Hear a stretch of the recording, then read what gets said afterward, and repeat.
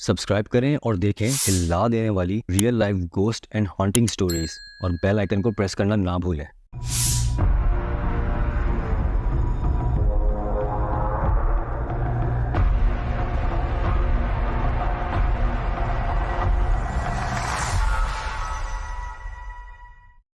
एक ऐसा शैतान, एक ऐसी एंटिटी जिसकी बालों की जगह जहरीले सांप थे, जिसको मारना आम लोगों के लिए मुमकिन ही नहीं था।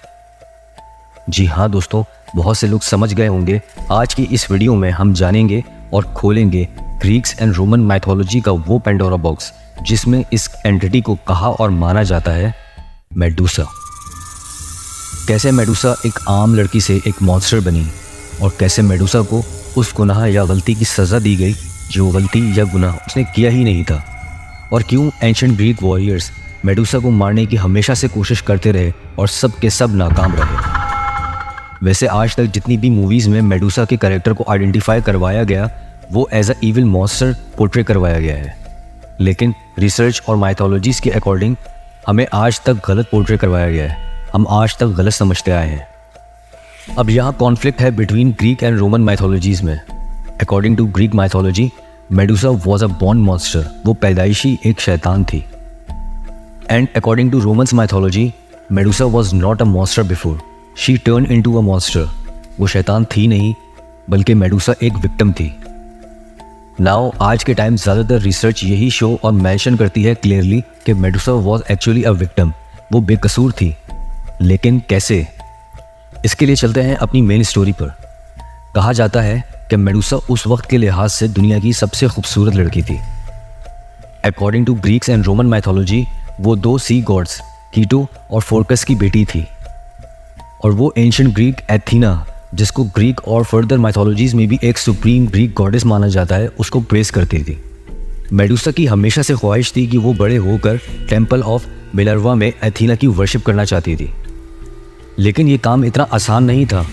माइथोलॉजीज के अकॉर्डिंग एथीना की वर्शिपर बनने के लिए उस बंदे को अपनी बॉडी, अपनी सोल, अपना कैरेक्टर पूरे तरीके से प्योरीफाई करना पड़ता था, पूरे तरीके से प्योर रखना पड़ता था।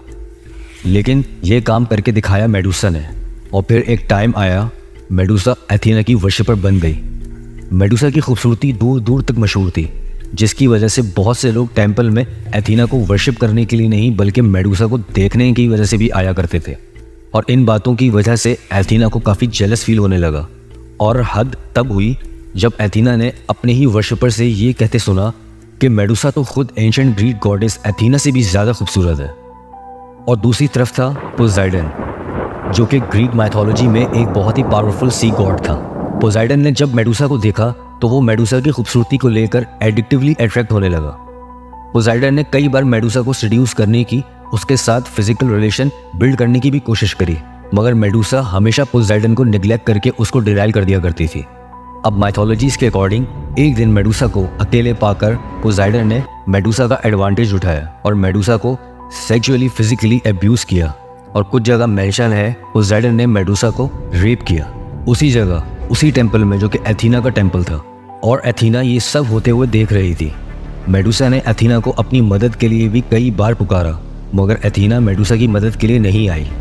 और फिर पोसाइडन के समंदर में जाने के बाद एथीना सडनली अपने टेम्पल में अपीयर हुई, और मेडूसा की कंडीशन देखकर उसने उल्टा मेडूसा को ही ब्लेम किया और गुस्से में कहा कि मेडूसा ने उसके और उसके टेम्पल की ग्रेस को डिस्ट्रॉय किया है, जबकि other side एथीना already know everything, वो सब खुद से जानती और देख रही थी। मगर फिर भी अब कुछ जगह मेंशन है कि वो पोसाइडन, जो कि खुद एक पावरफुल एंशिएंट ग्रीक गॉड था, उससे डर गई थी। एंड अदर साइड एथीना खुद से चाहती थी कि मेडूसा के साथ कुछ गलत हो, क्योंकि वो ऑलरेडी मेडूसा से पहले ही बहुत जेलस थी। उसने ये सब होते हुए जानबूझकर देखा और जानकर मेडूसा की मदद नहीं करी। एंड आफ्टर ऑल दिस, एथीना ने मेडूसा को एक कर्ज दिया पनिशमेंट की सूरत में कि आज के बाद कोई भी इंसान मेडूसा के सामने नहीं आ सकता, चाहे फिर वो उसकी फैमिली का मेंबर हो, चाहे वो उसके फ्रेंड हो, या चाहे उसका कोई रिलेटिव हो, कोई भी इंसान मेडूसा के सामने नहीं आ सकेगा। मेडूसा के खूबसूरत बाल लिविंग वेनमस स्नेक में कन्वर्ट हो गए थे, और वो हाफ स्नेक हाफ ह्यूमन में कन्वर्ट हो गई उस कर्ज की वजह से। और ये कर्ज खाली यहीं तक ख़त्म नहीं हो गया था। मेडूसा के चेहरे को कोई भी देखता तो वो इंसान एक पत्थर, एक स्टोन में कन्वर्ट हो जाता। अब अपने आप को इस कंडीशन में देखकर अपने साथ अपने ही लोगों के साथ, अपनी ही आंखों के सामने अपने लोगों को, अपने फैमिली मेम्बर्स को, अपने चाहने वालों को इस तरह पत्थर में कन्वर्ट होते देखना, उनको मरते देखना, ये उसके लिए बर्दाश्त से बाहर था। वो बिल्कुल टूट सी गई थी। इसीलिए उसने फैसला किया कि वो अपने आप को लोगों से बहुत दूर किसी ऐसी जगह जहाँ पे इंसान का आना जाना ना हो, ऐसी जगह अपने आप को ले जाके वहाँ रहना शुरू करेगी। उसने लोगों से दूर पहाड़ों के दरमियान एक केव में रहना शुरू कर दिया और वक्त के साथ साथ अपने सर्वाइवल की वजह से मेडुसा और भी ज़्यादा ख़तरनाक, और भी डेंजरस और भी इविल एंटिटी बन गई थी। अब आगे चल के जब ग्रीक सिविलाइजेशन में ये बात स्प्रेड होना शुरू हुई कि एक ऐसी एंटिटी भी है कि जिसको देखने के बाद लोग पत्थर के बन जाते हैं और वो हाफ स्नेक और हाफ ह्यूमन है, तो उस वक्त के बड़े से बड़े वॉरियर्स, बड़े से बड़े योद्धाओं का कंपटीशन रखा गया कि वो जाएं और मेडुसा को मार के रहें, क्योंकि मेडुसा का सर जिसके पास होगा वो इंसान इतना ताकतवर होगा कि वो किसी को भी पत्थर का बना सकता है। तो उस वक्त के बड़े से बड़े योद्धा, बड़े से बड़े वॉरियर्स मेडुसा को मारने जाते ताकि उसका सर काट कर हासिल कर ले। मेडुसा पहले ही अपनी ज़िंदगी से बहुत फेड अप थी। वो ऐसी बेकार ज़िंदगी से छुटकारा हासिल करना चाहती थी कि किसी भी तरीके से इस कर्ज का और उसकी इस बेकार ज़िंदगी का खात्मा हो। एथीना को जब ये सब का पता लगा तो एथीना ने एक ग्रीक वॉरियर भेजा जो कि हाफ ह्यूमन और हाफ गॉड था according to mythology. And Greek mythology में उस वॉरियर को पर्सियस के नाम से जाना जाता है। एथीना ने पर्सियस को अपनी एक खास स्पेसिफिक शील्ड दी और उसके साथ एक स्पेसिफिक तलवार भी दी और फ्लाइंग शूज, उड़ने वाले जूते भी दिए और पर्सियस को भेजा मेडुसा को मारने के लिए। पर्सियस जब मेडुसा की स्लेयर में पहुंचा और जब पर्सियस का सामना मेडुसा से हुआ तो पर्सियस के हाथ में एथीना की शील्ड देखकर ही मेडुसा समझ गई कि एथीना ही ने पर्सियस को भेजा है। लिहाजा उसने एथीना की शील्ड देखकर पर्सियस के सामने अपने आप को सरेंडर कर दिया। एंड इसी मौके का फ़ायदा उठाया पर्सियस ने और उसने मेडुसा का सर काट दिया। अब हिस्ट्री में आता है कि मेडुसा के मरने से पहले मेडुसा ने 2 बच्चों को पैदा किया और वो दोनों बच्चे पोसाइडन से ही हुए थे। अब इसकी डेप्थ में हम नहीं जाएंगे कि कब, कहाँ और ये कैसे, बट जो सिंपल सी और क्लियर और वाज़ेह बात है वो ये है कि Medusa is not actually evil. वो इनोसेंट थी। असल शैतान तो पोसाइडन था और एथीना थी, जो सब कुछ जानते हुए भी मेडुसा को उसने कर्ज दिया। ये थी ग्रीक माइथोलॉजी की इविल मॉन्स्टर जो कि एक्चुअल में एक विक्टिम थी।